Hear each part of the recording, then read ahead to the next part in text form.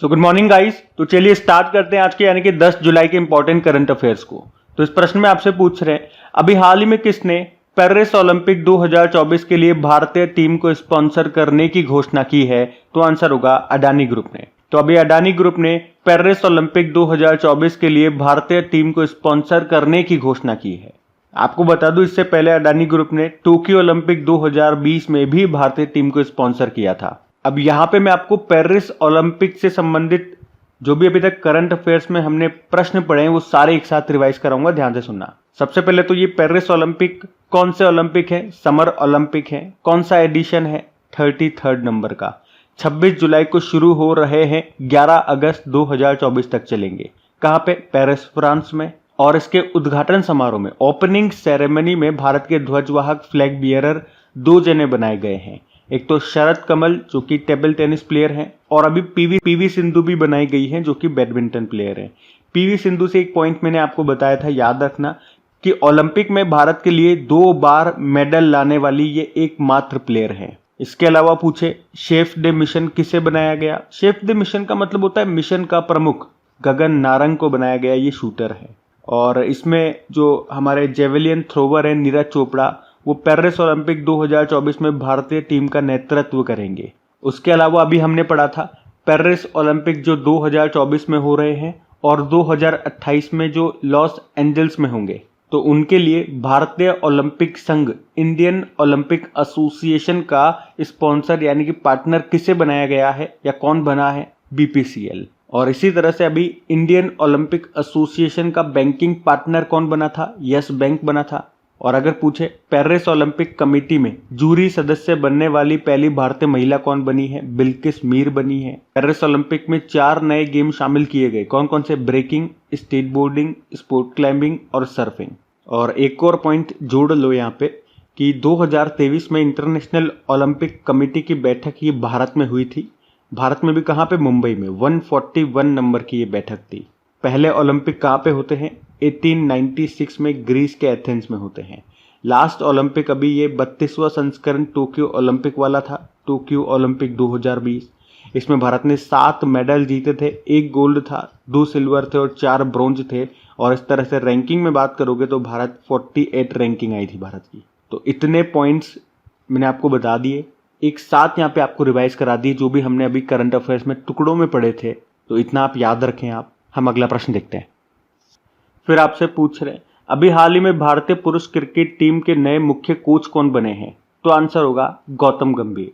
तो याद रखना, अब गौतम गंभीर ये भारतीय पुरुष क्रिकेट टीम के नए कोच बन गए हैं। किनका स्थान लिया इन्होंने? राहुल द्रविड़ का। और आपको याद हो तो ये पॉइंट मैं आपको पहले भी बता चुका हूं। मैंने आपको कहा था एक बार ये T20 वर्ल्ड कप खत्म हो जाए उसके बाद भारतीय टीम के नए कोच बनेंगे और गौतम गंभीर बन सकते हैं, लेकिन एक बार ऑफिशियल अनाउंसमेंट हो जाए तो फिर मैं आपको क्वेश्चन के फॉर्म में ये प्रश्न कराऊंगा। तो अभी अपॉइंट हो चुके हैं, गौतम गंभीर का नाम आपको याद रखना है।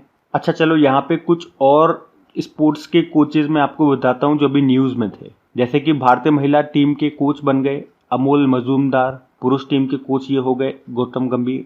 भारतीय महिला हॉकी टीम के कोच बने थे हरिंदर सिंह। भारतीय पुरुष हॉकी टीम के कोच कौन है? क्रेग फुलटन है, ये साउथ अफ्रीका से हैं। ये प्रश्न एग्जाम में आ चुका है। भारतीय पुरुष बास्केटबॉल टीम के कोच ये स्कॉट फ्लेमिंग बने हैं, ये अमेरिकी हैं, नए बने थे अभी। और जल्दी हम देखेंगे अभी हमारी जो पुरुष फुटबॉल टीम है उसके भी नए कोच आ जाएंगे। जब आ जाएंगे मैं आपको बताऊंगा। और भारतीय रग्बी टीम के मेल हो चाहे फीमेल टीम हो, उन दोनों के कोच बनाए गए अभी वैसाले सेरेवी, ये फिजी देश के हैं। तो इतने आप ध्यान रखें। हम अगला प्रश्न देखते हैं। फिर आपसे पूछ रहे हैं, अभी हाल ही में किसे डॉक्टर सी नारायण रेड्डी साहित्य पुरस्कार से सम्मानित किया गया? तो आंसर होगा शिव शंकरी को। तो तमिल लेखिका है शिव शंकरी, जिनको भी डॉक्टर सी नारायण रेड्डी राष्ट्रीय साहित्य पुरस्कार 2024 के लिए चुना गया है। ये पुरस्कार उन्हें साहित्य में महत्वपूर्ण योगदान के लिए दिया गया। अच्छा, शिव शंकरी नाम से आपको कुछ याद आ रहा है? ये नाम आपके लिए नया नहीं है, याद करो। सरस्वती सम्मान 2022 किसे मिला था? इन्हीं को मिला था, शिव शंकरी को, उनके उपन्यास सूर्यवंशम के लिए। याद आया आपको? कई बार मैंने आपको रिवाइज करवाया था। तो ये वही है शिव शंकरी, और अभी इन्हें डॉक्टर सी नारायण रेड्डी साहित्य पुरस्कार भी मिला है। तो इनका नाम फिर से आपको याद रखना है। अच्छा चलो आप कमेंट बॉक्स में लिख करके बताओ इस बार का सरस्वती सम्मान किसे मिला था। मैं आपको बताऊंगा, लेकिन अगर आपको याद है तो पहले आप कोशिश करो बताने की, और फिर आप चेक करना जब मैं बताऊं कि आपका आंसर सही है या नहीं है। तो चलो फिर मैं आपको 2024 के सारे इंपॉर्टेंट अवार्ड्स रिवाइज करवा देता हूं, तो बिल्कुल ध्यान से सुनना। एक हमने पढ़ा था senior gender advocate of the year award 2023 किसे मिला? राधिका सेन को। शॉ पुरस्कार जिसे पूर्व का नोबेल कहते हैं श्रीनिवास आर कुलकर्णी को मिला। साहित्य अकादमी फेलोशिप अवार्ड रस्किन बॉन्ड को मिला। ट्यूरिंग पुरस्कार 2023 कंप्यूटिंग का नोबेल पुरस्कार कहते हैं एवी विग्डरसन को मिला। और अंतर्राष्ट्रीय बुकर पुरस्कार 2024 जेनी एर्पेनबेक को मिला। ये जर्मनी की लेखिका है, इनके उपन्यास काइरोस के लिए। अनुवादक ट्रांसलेटर कौन है? Michael Hoffman. Whitley gold award जिसे ग्रीन ऑस्कर कहते हैं अभी 2024 का पूर्णिमा देवी बर्मन को मिला, ये असम की है। 2024 का लच्छू महाराज पुरस्कार ये पंडित राजेंद्र गंगा नाई को मिला। गोल्डमैन पर्यावरण पुरस्कार 2024 जिसे ग्रीन नोबेल पुरस्कार कहते हैं आलोक शुक्ला को मिला, ये छत्तीसगढ़ से हैं। 30 मानवतावादी पुरस्कार 2021 रतन टाटा को मिला और 2023 का बिल गेट्स को। वर्ल्ड प्रेस फोटो 2024 का खिताब मोहम्मद सलीम ने जीता। आर्यभट्ट पुरस्कार पावुलेरी सुब्बा राव को मिला। लता दीनानाथ मंगेशकर पुरस्कार 2024 अमिताभ बच्चन को। एबेल पुरस्कार जिसे गणित का नोबेल पुरस्कार कहते हैं मिशेल टेलाग्रेन को मिला। इरास्मस पुरस्कार अमिताभ घोष को मिला। 2024 का प्रिट्जकर पुरस्कार रिकेन यामामोटो को मिला। और मिस वर्ल्ड 2024 का खिताब क्रिस्टिना प्रिचकोवा ने जीता, ये चेक रिपब्लिक से हैं। मिस यूनिवर्स 2023 का खिताब सेनिस पलासियो ने जीता, ये निकारागुआ से हैं। 2023 का जीडी बिरला पुरस्कार ये डॉक्टर अदिति सेन डे को मिला। ज्ञानपीठ पुरस्कार 58वां संस्करण था, 2 जनों को मिला, जगत गुरु रामभद्राचार्य और गुलजार को। केपीपी नाम्बियार पुरस्कार जो इसरो के अध्यक्ष हैं एस सोमनाथ को मिला। C K Naidu lifetime achievement award Ravi Shastri और फारूक इंजीनियर को। असम वैभव सम्मान, असम का सर्वोच्च सम्मान है ये हमारे पूर्व chief justice of India Ranjan Gogoi साहब को मिला। एमएस स्वामीनाथन पुरस्कार बीआर कंबोज को। 2023 का शस्त्र रामानुजन पुरस्कार रुइक्सियांग झांग। साहित्य अकादमी पुरस्कार हिंदी भाषा के लिए संजीव को मिला, मुझे पहचानों के लिए। और अंग्रेजी का नीलम शरण गौर को मिला था रेक्यूमेंड रागा जानकी के लिए। 33वां व्यास सम्मान पुष्पा भारती को मिला यादें यादें और यादें के लिए। और मैंने आपसे पूछा था अभी 33वां सरस्वती सम्मान किसे मिला? प्रभा वर्मा सातविकम के लिए। Ramon Magsaysay award 2023 doctor Ravi Kannan को मिला। V Shantaram lifetime achievement award Subbiah Nallamuthu को मिला। और Nelson Mandela lifetime achievement award Vinod Ganatra को मिला। बाकी पेन पिंटर साहित्यिक पुरस्कार 2024 अरुंधति रॉय को। और ये उत्तर प्रदेश की है आरती जो ऑटो ड्राइवर हैं, अभी इनको ब्रिटेन के किंग चार्ल्स तृतीय से अमल क्लूनी महिला सशक्तिकरण पुरस्कार मिला था। और ये संजना ठाकुर हैं, इन्हें इनके उपन्यास जिसका नाम है ऐश्वर्या रॉय इसके लिए कॉमनवेल्थ शॉर्ट स्टोरी प्राइज 2024 मिला। और एक और ठाकुर हैं ये उषा ठाकुर, 12वां विश्व हिंदी सम्मान इनको मिला था। और एक पी गीता का नाम भी याद रखना, अभी पहला के सरस्वती अम्मा पुरस्कार इनको मिला था। तो इस तरह से ये 2024 के जितने भी महत्वपूर्ण पुरस्कार थे मैंने आपको एक बार फिर से यहाँ पे रिवाइज करवा दिए हैं। और जब भी अवार्ड वाला प्रश्न आता है मेरी कोशिश रहती है कि इस तरह से मैं आपको रिवाइज कराता रहूं ताकि ये आपके मेमोरी में जाकर के स्टोर हो जाए और ये आपको पक्के से याद हो जाए, कम से कम जब तक आपका एग्जाम क्लियर ना हो जाए तब तक। तो इन्हें आप ध्यान में रखना। और याद करने का एक बेस्ट तरीका यही है कि मेरे साथ साथ बोला करो आप, ठीक है। चलो अभी अगला प्रश्न देखते हैं।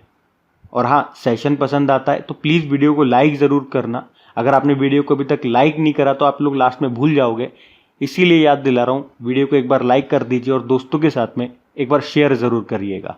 अभी अगला प्रश्न देखते हैं। चलो फिर आपसे पूछ रहे कि फाइनेंशियल एक्शन टास्क फोर्स के नए अध्यक्ष कौन बने हैं? तो आंसर होगा एलिसा माद्राजो। तो फाइनेंशियल एक्शन टास्क फोर्स की ये नई अध्यक्ष बन गई हैं। इनका नाम एलिसा माद्राजो है। ये मैक्सिको से बिलोंग करती हैं। किनका स्थान लिया, ये किसके स्थान पे आई है? तीर राजा कुमार के स्थान पे आई है जो सिंगापुर से थे। देखो, फाइनेंशियल एक्शन टास्क फोर्स की बात करें तो स्थापना होती है 1989 में। हेडक्वार्टर मिलेगा आपको पेरिस फ्रांस में। और काम क्या होता है इसका? जो मनी लॉन्ड्रिंग या फिर टेरर फंडिंग को रोकने का ये काम करता है, उस पर निगरानी रखने का ये काम करता है। अभी इससे 2 संबंधित प्रश्न हमने पढ़े थे। एक तो तुर्की देश को ग्रे लिस्ट से बाहर कर दिया गया और भारत को रेगुलर फॉलोअप कैटेगरी में रखा गया है। Bharat financial action task force में 2010 में शामिल हुआ था। ये दो तरह की लिस्ट जारी करता है, एक तो ग्रे लिस्ट जो हमने देखा अभी तुर्की देश को ग्रे लिस्ट से बाहर कर दिया, और एक ब्लैक लिस्ट। अभी आप देखोगे तो उसकी ब्लैक लिस्ट में आपको 3 देश मिलेंगे, नॉर्थ कोरिया, ईरान और म्यांमार। लिस्ट में शामिल करने का क्या मकसद है, अगर इसकी इन लिस्ट में कोई शामिल हो जाता है देश तो ग्रे लिस्ट और ब्लैक लिस्ट है, ब्लैक लिस्ट सबसे खतरनाक है, अगर कोई देश इसमें शामिल हो गया तो उस पर कई सारे प्रतिबंध लगाए जाते हैं। बाकी ऑप्शन देखो एक बार। मार्क रूट अभी नाटो के नए सेक्रेटरी जनरल ये बनाए गए हैं, अभी तक ये नीदरलैंड के प्रधानमंत्री थे, लेकिन अब नीदरलैंड के नए प्रधानमंत्री कौन बन गए ये भी याद रखना, डिक शूफ बन गए हैं। और फिलेमोन यांग पढ़ा था हमने, यूनाइटेड नेशन जनरल असेंबली के 79th सेशन के अध्यक्ष बने हैं, किस देश के हैं, कैमरून से हैं। और 78th सेशन के अध्यक्ष कौन है, डेनिस फ्रांसिस हैं, त्रिनिदाद और टोबैगो देश से। बाकी एंटोनियो कोस्टा यूरोपियन काउंसिल यानी कि यूरोपीय परिषद के ये नए अध्यक्ष बने थे, इनका भी नाम ध्यान में रखना, अभी न्यूज में थे ये सारे नाम, इंपॉर्टेंट प्रश्न मार्क कर लो इसे। हम अगला प्रश्न देखते हैं। और हाँ, जो इस वीडियो को या क्रिक एग्जाम चैनल पे पहली बार है तो आपको बता दूं, अभी जो अपनी इन क्लास की पीडीएफ है अपनी क्रिक एग्जाम एप्लीकेशन पे नहीं मिलेगी, क्योंकि क्रिक एग्जाम एप्लीकेशन प्ले स्टोर से ब्लॉक कर दी गई है। तो अब मैं आपको पीडीएफ कहाँ पे प्रोवाइड कर रहा हूँ, टेलीग्राम पे। टेलीग्राम पे जो क्रिक एग्जाम चैनल है वहाँ पे आपको पीडीएफ मिल जाएगी। तो अगर आप टेलीग्राम यूज करते हैं तो क्रिक एग्जाम चैनल को वहाँ पे ज्वाइन कर लीजिए, वहाँ पे जो भी वीडियो अपलोड होता है उसका भी नोटिफिकेशन आपको मिल जाएगा और पीडीएफ भी आपको वहाँ पे मिल जाएगी। तो टेलीग्राम कैसे ज्वाइन करोगे, टेलीग्राम पे जाके सर्च मत मारो क्रिक एग्जाम, हो सकता है मिले हो सकता है ना मिले, मैंने सिंपल सा लिंक प्रोवाइड कर दिया है डिस्क्रिप्शन बॉक्स में, उस पर क्लिक करना, डायरेक्ट चैनल पे चले जाओगे, वहाँ जाके ज्वाइन कर लेना। ज्वाइन का एक बटन आएगा, उस पर प्रेस करके आप ज्वाइन कर पाओगे, ठीक है। तो फिर अभी अगला प्रश्न देखते हैं। फिर आपसे पूछ रहे हैं कि अभी हाल ही में डीआरडीओ के द्वारा विकसित हल्के वजन के टैंक जिसका नाम रखा है जोरावर, इसका परीक्षण अभी कहाँ पे किया गया, तो आंसर होगा गुजरात में। तो भारतीय सेना के लिए डीआरडीओ के द्वारा विकसित हल्के वजन के टैंक जोरावर का अभी परीक्षण किया गया हजीरा, गुजरात में। इन टैंक को 2027 में भारतीय सेना में शामिल किया जा सकेगा, और साथ में बोला गया कि इन टैंकों को 2027 तक भारतीय सेना में शामिल किया जा सकेगा। इसका डिज़ाइन और इसका विकास तो डीआरडीओ ने किया है, लेकिन अब मास लेवल पे इसका प्रोडक्शन करेगा लार्सन एंड टुब्रो कंपनी। मतलब देखो डीआरडीओ का काम क्या होता है, इसका काम रिसर्च एंड डेवलपमेंट का है। मतलब इन्होंने इसका डिज़ाइन तैयार किया और 1-2 पीस बना करके तैयार कर लिए, उसकी टेस्टिंग कर रहे हैं, अगर सब कुछ सही रहता है तो अब इसका मास प्रोडक्शन करना है। तो वो डीआरडीओ नहीं करता है, वो किसी कंपनी को सौंपता है कि भैया इस तरह के तुम्हें टैंक बनाने, इसकी कॉपी करनी है। तो वो काम कौन करेगा, लार्सन टुब्रो कंपनी करेगी, ये बात ध्यान में रखना। और इन्हें बना करके कहाँ पे तैनात किया जाएगा, लद्दाख जैसे ऊंचाई वाले पहाड़ी इलाकों में। इसका जो वजन होगा वो लगभग 25 टन का है। देखो भारतीय सेना के पास अभी 3 तरह के टैंक आपको मिलेंगे, एक तो रूसी मूल के T-72 और T-90 टैंक, और एक स्वदेशी रूप से विकसित हमारा अर्जुन MK-1A। ये तीनों टैंक पाकिस्तान के साथ पश्चिमी सीमा पर मैदानी इलाकों में हमारी रक्षा करते हैं। ये टैंक भारी हैं वजन में, और ये टैंक ऊंचाई वाले जो उबड़ खाबड़ वाले इलाके हैं जैसे लद्दाख वाले क्षेत्र में ये सूटेबल नहीं है। इसीलिए हमने ये हल्के वजन के टैंक बनाए हैं जिनको हमने नाम दिया जोरावर। ये वहाँ के लिए सूटेबल है, तो इन्हें वहाँ पे तैनात किया जाएगा। देखो डीआरडीओ की बात करते हैं, defence research and development organisation, स्थापना होती है 1958 में। हेडक्वार्टर मिलेगा आपको नई दिल्ली में, और अध्यक्ष कौन है, समीर वी कामत हैं। मोटो क्या होता है, strength origin is in knowledge. अगला प्रश्न देखते हैं। फिर आपसे पूछ रहे हैं अभी हाल ही में विश्व बौद्धिक संपदा संगठन के अनुसार जनरेटिव एआई पेटेंट दायर करने वाला दुनिया का शीर्ष देश कौन सा है, तो आंसर होगा चाइना। तो अभी वर्ल्ड इंटेलेक्चुअल प्रॉपर्टी ऑर्गेनाइजेशन ने बताया कि 2014 से लेकर 2023 के बीच में जनरेटिव एआई पेटेंट के मामले में चाइना पहले स्थान पर है। मतलब चाइना की तरफ से सबसे ज्यादा पेटेंट किए गए हैं, कितने, 38,210।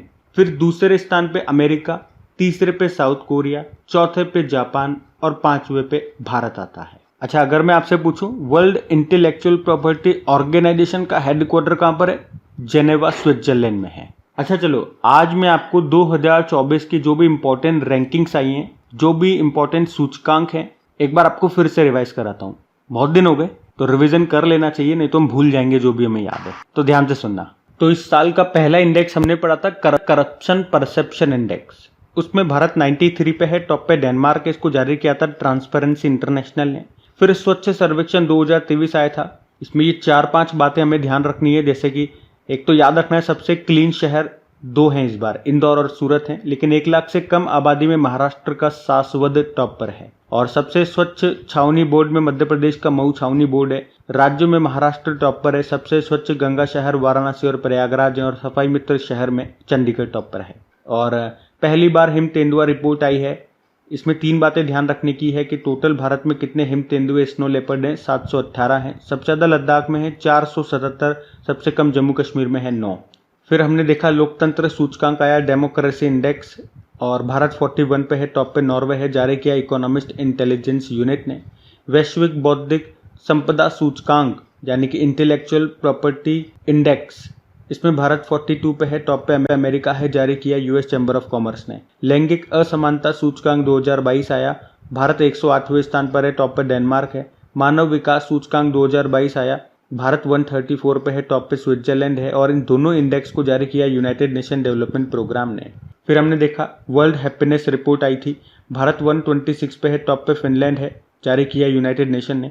Global firepower index, Bharat 4थे स्थान पर है, टॉप पे अमेरिका है। दूसरे पे रशिया था, तीसरे पे चाइना है। और बिजनेस एनवायरनमेंट रैंकिंग 2024 में भारत 51 पे है, टॉप पे सिंगापुर है। इकोनॉमिस्ट इंटेलिजेंस यूनिट ने जारी किया।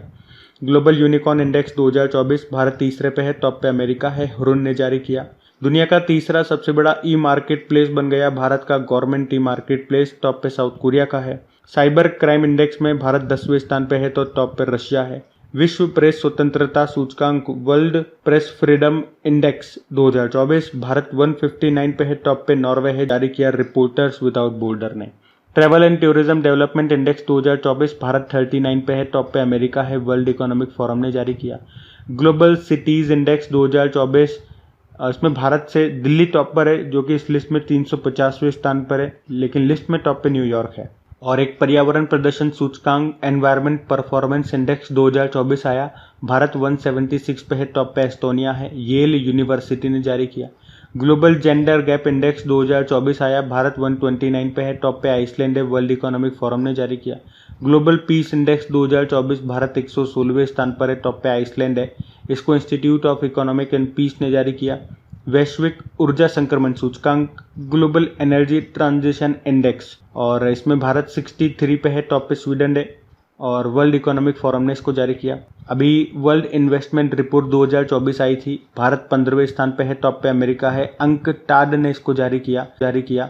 इसमें बताया कि 2023 में एफडीआई पाने में भारत 15वें स्थान पर है। और अभी सस्टेनेबल डेवलपमेंट रिपोर्ट 2024 आई। भारत 109वें स्थान पर है, टॉप पे फिनलैंड है। इसको United nation sustainable development solution network ने जारी किया था।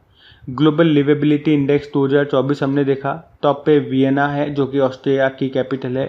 इसको इकोनॉमिस्ट इंटेलिजेंस यूनिट ने जारी किया।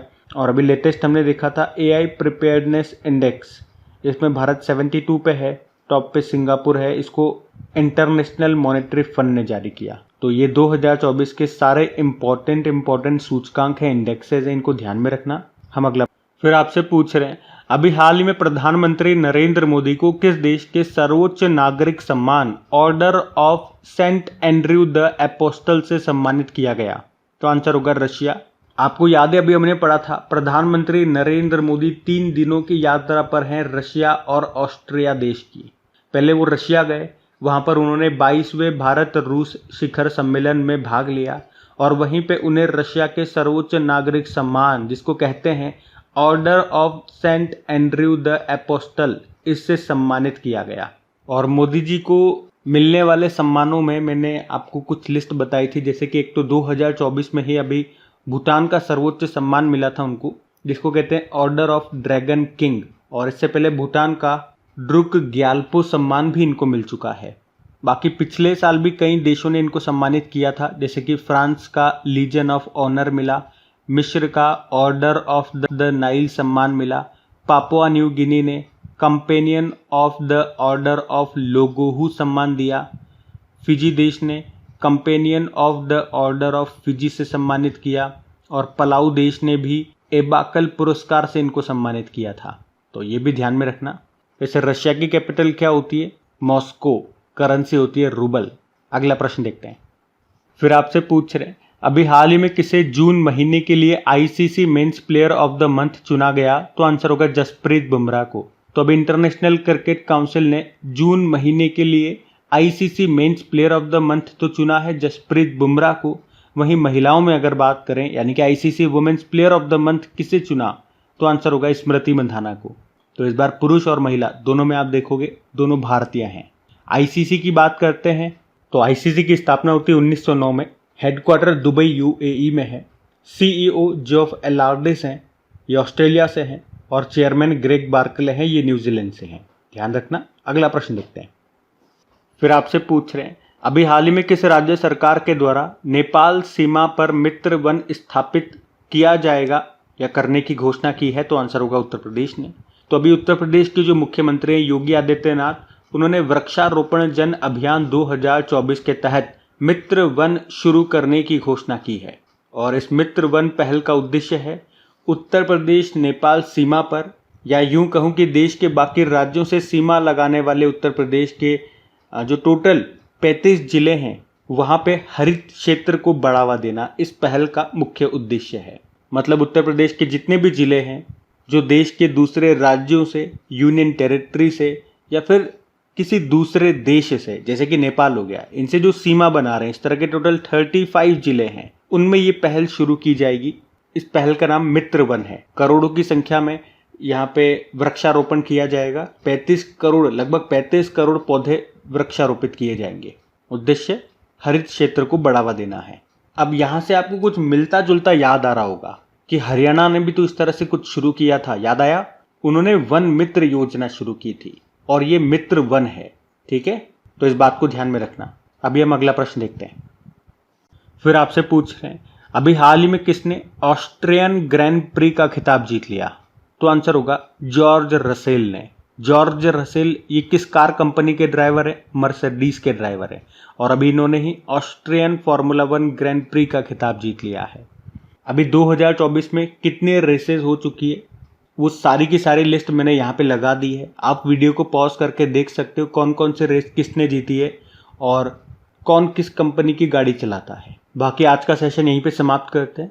कमेंट करके ज़रूर बताइएगा सेशन आपको कैसा लगा, और वीडियो को अगर आपने अभी तक लाइक नहीं किया तो प्लीज़ वीडियो को लाइक ज़रूर कीजिएगा। दोस्तों के साथ में स्टडी ग्रुप में एक बार शेयर ज़रूर कर देना।